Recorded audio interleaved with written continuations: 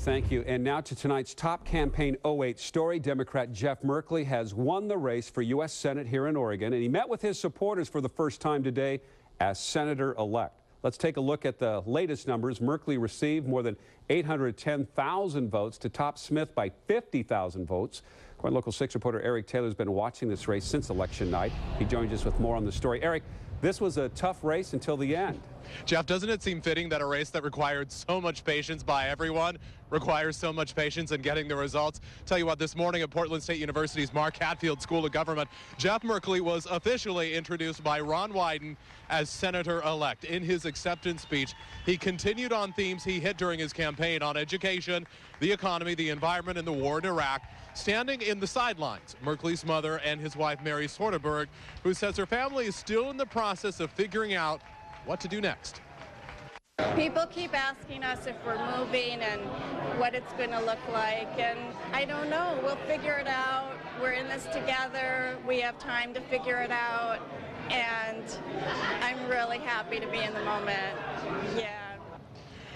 Merkley was a clear winner, but at just over 3 percentage points, his margin comes nowhere near a mandate, which is why he made such a big point of highlighting his mentor, Mark Hatfield's bipartisan legacy of conducting the state's and the country's business. And in case you're wondering, Jeff Merkley will be sworn in Washington, D.C., January 3rd. We're live in a radiant, blustery downtown Portland. Eric Taylor, Koin Local 6. Thank you, Eric. And our team coverage on this story continues now with Koin Local 6 reporter Mike Donahue. You are live in Pendleton tonight. So what is Senator Gordon Smith's reaction to all of this tonight, Mike? Well, Kelly, he prefers to leave the analysis to the political pundits like our own Jim Moore. Today, he was just deeply grateful for the privilege of being allowed to serve the people of Oregon for the past 12 years. He does regret that this has become a time of what he calls hyper-partisanship, and he says we need to look beyond that. Speaking from the den of his home high above Pendleton, Smith said Republicans and Democrats have more in common than in difference. He vowed to support President-elect Obama, who he said faces huge challenges. Speaking up one last time for rural Oregon, he urged elected officials to reach out to people in this part of the state who are trying to earn a living. Don't throw them twigs, he said, when they need timber. Asked what was his greatest accomplishment as senator, Smith said there were many, but he and his wife choked back tears as they recalled the bill he sponsored, named for their son, to prevent youth suicides. This is a job that takes its toll on families, and in my son's name, we were able to do a great thing that is every week saving the life of a young person. The senator said he's glad to be home in Pendleton with his family, adding that there is no place like home.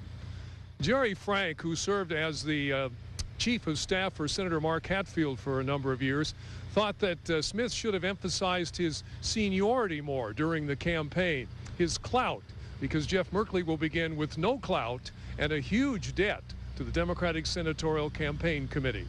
In Pendleton, Mike Donahue, Koin Local 6. Mike, thank you. And let's take a look at those results between all of the candidates. And you notice Dave Brownlow from the Constitution Party taking 86,000 votes, or just over 5%.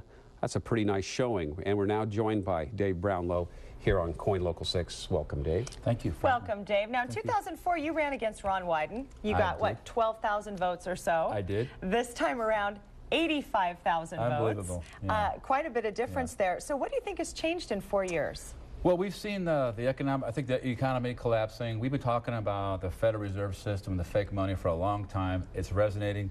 We talk about the $1 trillion a year foreign policy that we've got going on, 130 countries, 700 bases, completely insane. That's resonating. People realize we can't afford it. So things changed in the world that made our message kind of make a little more pertinent. Okay, the negative campaign ads. There would be commercial breaks during the news where we'd sometimes have 8 commercials, Merkley Smith ads. How many of those 85,000 votes, 86,000 votes that you got were people just saying, I don't like either of these candidates, I'm sick of the negative ads? Some of that had to be that. I got emails and calls from many people who said, we didn't know who you were until Smith started slamming you. Thank him for getting us to know you because they went to your website and they liked what they read. So I think it backfired big time. It was a very strange way to do it, too. Calling me liberal was just so odd that people realized something's not right, because this guy's not a liberal. So it was very, very, very unusual. I probably, that's one thing failed for him. That's probably what took him down.